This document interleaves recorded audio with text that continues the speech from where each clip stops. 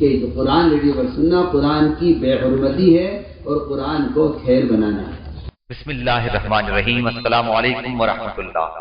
حضرت جی مولانا سعد صاحب دامت برکاتہم کا بیان سماعت فرمائیے۔ بیان کو لائک اور شیئر کرنا مت بھولیے اور اپنی آراء سے ضرور آگاہ کیجیے۔ جزاکم اللہ خیر۔ میرے بزرگوں دوستوں، اذان مسجد میں بلانے کے لیے ہے، نماز کا ٹائم بتانے کے لیے نہیں ہے۔ نماز کے ٹائم تو بہت پہلے بتا دیے تھے، نماز کے ساتھ جبرائیل نے نمازیں پڑھ کے بتا دی تھی آپ کو۔ اذان تو بہت بعد میں آئی ہے، بہت بعد میں، اذان بہت بعد میں آئی، اذان بہت بعد میں آئی ہے، لیکن نماز کے اوقات پہلے بتا دیے۔ اس لیے میں کہا کرتا ہوں کہ اذان کو نماز کا اعلان نہیں ہے، بلکہ اذان اللہ تعالیٰ کی طرف سے مسجد میں آنے کا سمن ہے۔ جس طرح عدالت کا سمن ہوتا ہے نا، چوتھا عدالت کا، اگر نہیں گئے تو تمہارے خلاف وارنٹ کٹ جائیں گے فوراً۔ دیکھو یہ تو مخلوق کی عدالت کا حال ہے، پھر خالق کی عدالت کا حال کیا ہوگا؟ جبار ہے، قہار ہے، اس نے بلایا ہے آپ کو، اور آپ یہ کہہ کے چھوڑ دے کر نہیں جماعت سے باہر پڑھنا سنت ہے، کوئی فرض نہیں ہے، کیا نہیں؟ سوال سنت فرض کا نہیں ہے، سوال اس کا ہے اللہ نے بلایا تھا، آپ آئے یا نہیں آئے؟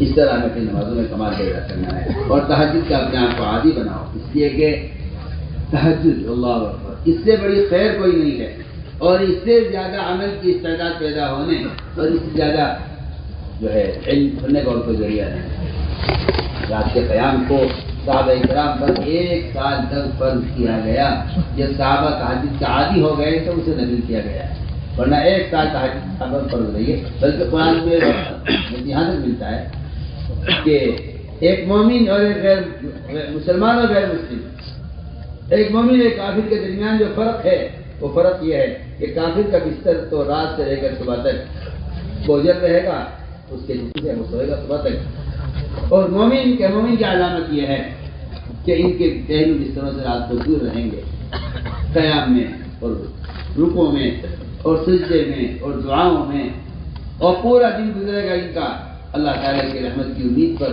اور اللہ سے ڈرتے ہوئے۔ میں نے عرض کیا کہ ہمیں اس طرح تہجد کا اپنے آپ کو عادی بنانا ہے، اور اس کا بالکل واضح بات ہے کہ ان سارے اعمال کا وقت ہونے کی جو عادت پڑے گی وہ اصل خروج سے پڑے گی، اس لیے کہ آدمی اگر اپنے دنیا کے نظام میں بیٹھا ہوا ہے اور اس نظام کی وجہ سے ان سارے اعمال کے کرنے کی عادت ختم ہو گئی ہے، تو اس سب کو چھوڑ کر نکلنا پڑے گا۔ ہر سال 4 مہینے کی جو دعوت ہے اس کا اصل مقصد یہ تھا، تاکہ سال کا کچھ حصہ ایسا ہو جس میں کم سے کم 4 مہینے یہ اپنے کاروبار کو چھوڑ کر، جس کی وجہ سے اعمال میں غفلت ہو رہی ہے، جس کی وجہ سے کچھ تلاوت میں غفلت ہو رہی ہے، جس کی وجہ سے خود دعوت کا عمل کرنے میں غفلت ہو رہی ہے، 4 مہینے سب چھوڑ کر آدمی یکسو ہو کر نکلے عمل کے ماحول میں، تاکہ اسے عمل کی عادت باقی رہے۔ اس لیے میں نے عرض کیا بیویوں کی نمازوں میں کمال پیدا کرنا، اور یہ بات حق ہے کہ جب تک فضائل کا علم نہ ہو عمل کی رغبت نہیں پیدا ہوتی، عمل کا شوق نہیں پیدا ہوتا۔ ایک مزدور مزدوری میں پسینہ پسینہ ہو جاتا ہے کیونکہ اسے معلوم ہے کہ اس کا مالک اسے اس کام کے پورا ہونے پر 100 روپے دے گا، وہ اپنے آپ کو تھکا دیتا ہے اس کے لیے کہ مجھے 100 روپے دے رہے ہیں۔ لیکن مسلمان کو اللہ کے وعدوں کا نہ یقین ہے نہ وعدوں کی امید ہے، یہ عمل کو چھوڑ کر بیٹھا ہوا ہے، اسے اللہ تعالیٰ کی طرف سے ملنے والی مزدوری پر نہ کوئی اس کی طلب ہے نہ اس کو کوئی یقین ہے۔ اس لیے فرمایا کہ فضائل کی تعلیم میں جم کر بیٹھو اور اللہ کے وعدوں کو سنو۔ فضائل کی تعلیم میں فضائل اعمال مع فضائل صدقات اور بنیادی کتاب 6 نمبر سے متعلق منتخب احادیث، اس کی تعلیم کا بہت اہتمام کرو، اس لیے کہ 6 نمبر یہ کوئی نمبر نہیں ہے، صفات ہے جنہیں اندر پیدا کرتا ہے، اور ان صفات کی حقیقت کو سمجھنے کے لیے یہ احادیث کا مجموعہ اور ذخیرہ ہے جو اس نے جمع کیا ہے منتخب احادیث میں۔ اس سے تعلیم کا بھی اہتمام کرو، اور تنہائیوں میں بھی اس کتاب سے احادیث یاد کرنے کی کوشش کرو۔ تعلیم کے ساتھ تعلیمی گشت بھی کرو کہ ہر فرد کو دعوت دے کر عمل میں لا کر جوڑو۔ سارے محدثین کا امام ابو رضی اللہ تعالیٰ عنہ تعلیم مسجد میں ہو رہی تھی اور وہ بازار سے لوگوں کو مسجد میں بھیج رہے تھے۔ یہ تعلیمی گشت امام محدثین کی سنت ہے اور یہ ان کا طریقہ ہے، اس لیے ہم تاکید سے عرض کرتے ہیں کہ مسجدوں کے اندر فضائل کی تعلیم کا اہتمام اور ملاقاتیں کر کے ہوں تعلیم ہونا تعلیم نہیں ہے، ہر مسلمان کا تعلیم میں شریک ہونا اصل کا۔ آپ یہ دیکھیں نا تعداد بازار میں لوگوں کی، آپ مسجد میں حلقے میں بیٹھنے والوں کی تعداد سے مطمئن ہیں، لیکن آپ بازار میں جو مجمع ہے، جو عوام ہیں جنہیں دین کی اس خبر نہیں ہے، آپ اس کو نظر انداز کر کے آپ اس سے مطمئن ہو کہ ماشاءاللہ ہماری مسجد میں تو 50 آدمی تعلیم میں بیٹھتے ہیں۔ 50 آدمی آپ یہاں دیکھ رہے ہیں، یہ 5000 آدمی جو باہر کھڑے ہوئے ہیں، ان کے آئے بغیر آپ کو اطمینان یہ سے ہو سکتا ہے؟ ایک ایک ہاتھ پکڑ کر ایک ایک تسلیات سجا کر یعنی 2.5 گھنٹے دینے والی یہ سکھا دینے والی ہمیں اس طرح دعوت دے کر ادھر دیکھو ادھر دیکھو کیا ہو گیا تشریف رکھو کیا ہو رہا ہے؟ بیٹھو بیٹھو نیچے بیٹھ جاؤ، کیا دیکھ رہے ہو؟ بس سنو دھیان سے، شیطان آ جاتا ہے اور تم سارے شیطان بن جاتے ہو اس کے بیچ۔ خاموش ہو کے بات سنو۔ ہمیں چاہیے کہ اپنی جو ہے اپنی نماز کو اور اپنے سارے معاملات کو اور اپنی عبادات کو سنت کریں، اور اس کے لیے ضروری ہے کہ مسجد اس طرح فضائل کے حلقے قائم ہو، اسی طرح مسجد میں مسائل کے حلقے بھی قائم ہوں۔ یہ بہت اہم بات ہے۔ ہم علماء سے بار بار اس کی درخواست کرتے ہیں کہ علماء مسجدوں کو وقت دیں اور عوام سے اختلاط کریں۔ ایک آج مسلمانوں کی اکثریت نہیں جانتی کلمہ کیا ہے، نماز کیا ہے اور غسل کے فرائض کیا ہے، نہیں معلوم۔ ایک ایک کو مسجد کے ماحول میں لانا اور مسائل کے حلقوں میں بٹھانا اور علماء کی صحبت میں رہ کر ہم تو صاف بات کرتے ہیں کہ علماء کی صحبت کے بغیر نہ علم حاصل کیا جا سکتا ہے، نہ تربیت، نہ کوئی تربیت ہو سکتی ہے۔ تربیت کے لیے اور مسائل کے سیکھنے کے لیے سب سے بنیادی سبب وہ علماء کی صحبت ہے۔ اس لیے ہم علماء درخواست کرتے ہیں کہ مسجدوں کو روزانہ وقت دیں، جس طرح فضائل کا حلقہ مسجد میں اہم ہے، ضروری ہے، اس کے ساتھ ساتھ مسائل کا حلقہ بھی انتہائی ضروری ہے۔ چاہے 10 منٹ کے لیے 15 منٹ کے لیے ایک آدمی مسجد میں آیا ہے، اس کو لے کے بیٹھے، اس کا حال معلوم کریں۔ حضور اکرم صلی اللہ علیہ وسلم آنے والے کا حال معلوم کرتے تھے۔ میں کہتا ہوں کہ علماء اور عوام کا ایسا جوڑ ہونا چاہیے جس طرح ڈاکٹر مریض کا ایک آپس کا تعلق ہوتا ہے اور مریض اپنی ساری بات ڈاکٹر کے سامنے پیش کرتا ہے، ڈاکٹر مریض کا حال دے کر دوا تجویز کرتا ہے۔ عوام اور علماء اگر اس طرح نہیں ملیں گے تو میں کہتا ہوں کہ صرف ان اخبار رسائل سے اور ان نشر و اشاعت سے تو امت کو نہ ہدایت ہونی ہے، نہ تربیت ہونی ہے، نہ امت کو یہ معلوم ہو سکتا ہے کہ دین کیا ہے، فرائض کیا ہے۔ سب سے اہم بات ہم عرض کر رہے ہیں کہ ہر مسجد کو ہم مدرسہ بنانا چاہتے ہیں تاکہ عوام اور علماء کے درمیان کے اس اجتماع سے امت کی تربیت ہو اور امت ہدایت کریں گے انشاءاللہ اہتمام۔ اسی طرح میرے بزرگ دوستوں عزیزوں، ایک بہت بنیادی بات یہ ہے کہ جتنا بھی دین ہے اس پر چلنے کے لیے راستے دیکھیں گے، روشنی چاہیے۔ ایسے کا آدمی کو دینی معلومات ہے، ذکر نہیں۔ دینی معلومات کا ہونا ایسا ہے جیسا کوئی آدمی اپنے گھر کا راستہ جانتا ہے مگر اندھیرے میں کھڑا ہے۔ آپ گھر کے جغرافیہ جانتے ہیں اپنے، آپ کمرے میں کھڑے ہوئے، آپ روشنی اندھیرا ہو جائے، بالکل لائٹ چلی جائے تو آپ کو نہیں معلوم کہ میں کدھر کھڑا ہوں، دروازہ کدھر ہے، بستر کدھر ہے، چارپائی کدھر ہے اور بیت الخلا کدھر، آپ کو نہیں معلوم۔ آپ کھڑے رہ جائیں گے وہاں، ایک قدم آگے بڑھا سکتے آگے، آپ سوچیں گے میں اس وقت آپ کو گھر کا نقشہ آپ کے ذہن میں ہے مگر آپ ایک قدم اٹھا سکتے، آپ کو معلوم ہے دروازہ کدھر ہے۔ میں آپ کے ساتھ عرض کرتا ہوں اگر اللہ کے ذکر کا اہتمام نہیں ہے تو مسلمان نہیں جان سکتا کہ تجارت اللہ کا کیا حکم ہے اور زراعت میں کیا حکم ہے، میں حکومت میں میرے لیے اللہ کے کیا احکام ہیں۔ اس لیے سب سے بنیادی چیز اس علم کے مطابق چلنے کے لیے اللہ کا ذکر ہے، اس سے ہمیں اللہ تعالیٰ کے احکام پر چلنے کے روشنی ملے گی۔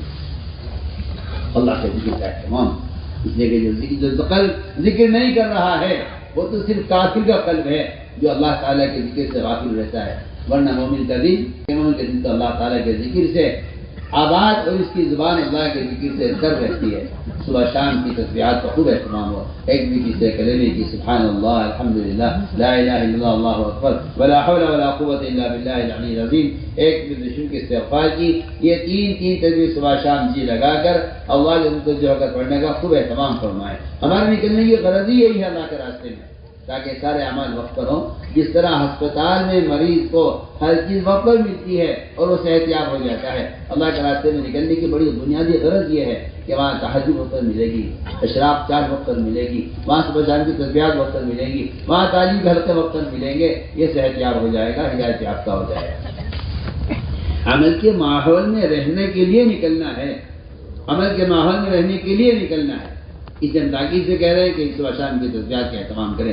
تمام اذکار میں افضل ذکر قرآن کی تلاوت ہے. اس کو تو آپ اپنے لیے لازم کر لیجئے، اس لیے کہ اگر قرآن کی تلاوت نہیں ہے، اسلام رضی اللہ تعالیٰ عنہ، مجھے یہ بات پسند نہیں ہے کہ مجھ پر ایک دن گزر جائے اور وہ قرآن کھول کر دیکھ کر نہ پڑھوں، مجھے بات پسند نہیں ہے.